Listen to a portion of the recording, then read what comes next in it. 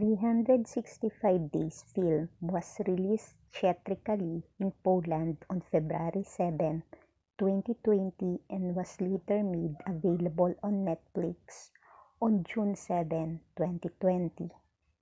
It quickly gained global attention, becoming one of the most watched items in numerous territories on multiple continents, and having one of the longest period as the most watched item in Netflix history in the United States. Despite this popularity, the film was universally panned by critics with criticism.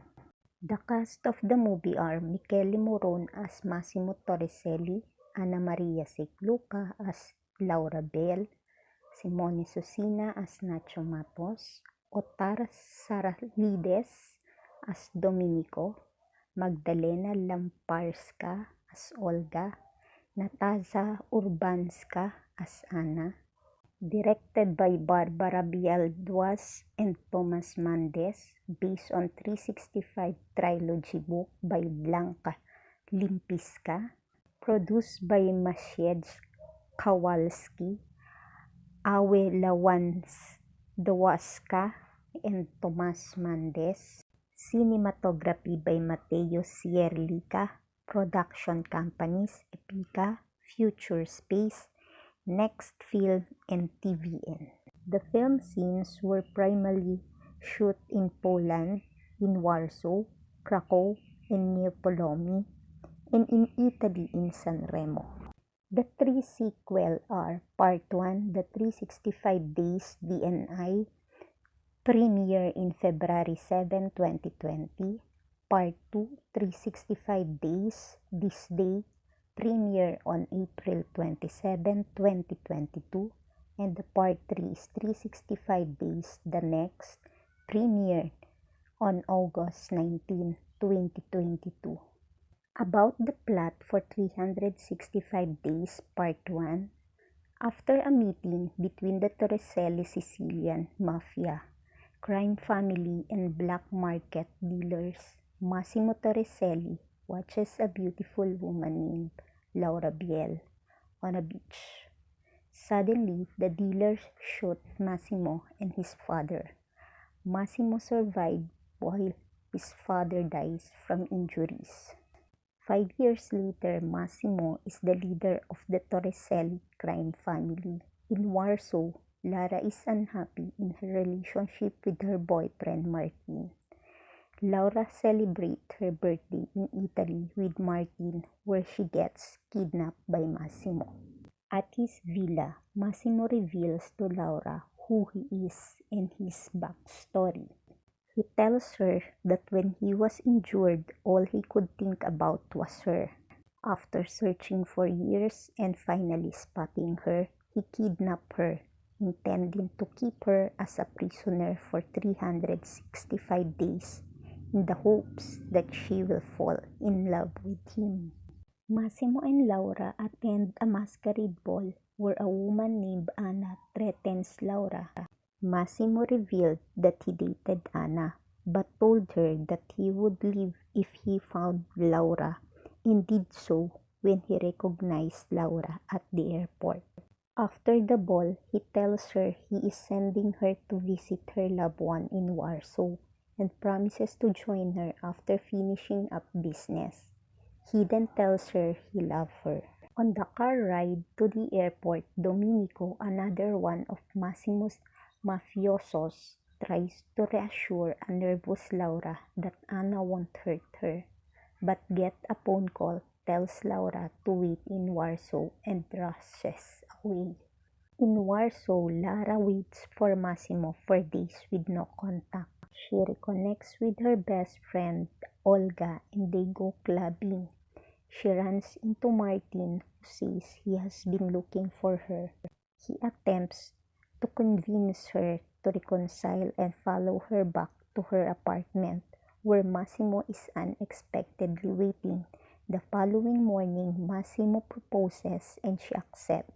However, she asks him to keep his occupation a secret from her parents. Back in Italy, Mario informs Massimo of rising tensions. Laura mentions feeling unwell but bruises off seeing a doctor. They discuss their upcoming wedding that her family is not allowed to attend as she does not want them to discover what Massimo does. However, Massimo allows Olga to come as Laura's bridesmaid. When Olga visits Laura reveals she is pregnant. Olga urges her to tell Massimo about the pregnancy. Meanwhile, Massimo associate Mario receives a phone call from a Celis informant that the rival mafia family is about to kill Laura. Laura's car enters a tunnel but does not come out on the other side. Mario rushes to find Massimo just as Laura's call drops. Realizing the implication, Massimo breaks down. About the plot of 365 Days Part 2, the movie starts with Massimo and Laura getting married.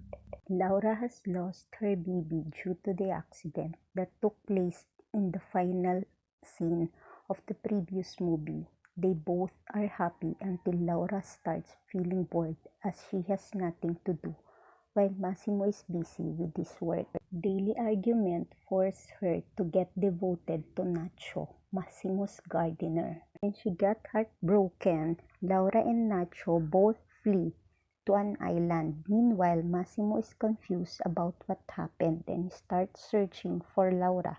Laura starts enjoying her life on the island. When Laura is kidnapped by Massimo's estranged and unstable twin brother Adriano, who she had prior knowledge of, Laura runs and she is shot by Anna and Adriano, who are in turn shot and killed by Massimo and Nacho. The movie ends with Nacho leaving and Laura lying in the arms of Massimo, her fate uncertain. The plot for 365 Days Part 3. Massimo visits the grave of his twin brother Adriano, who was killed during the events of the previous film.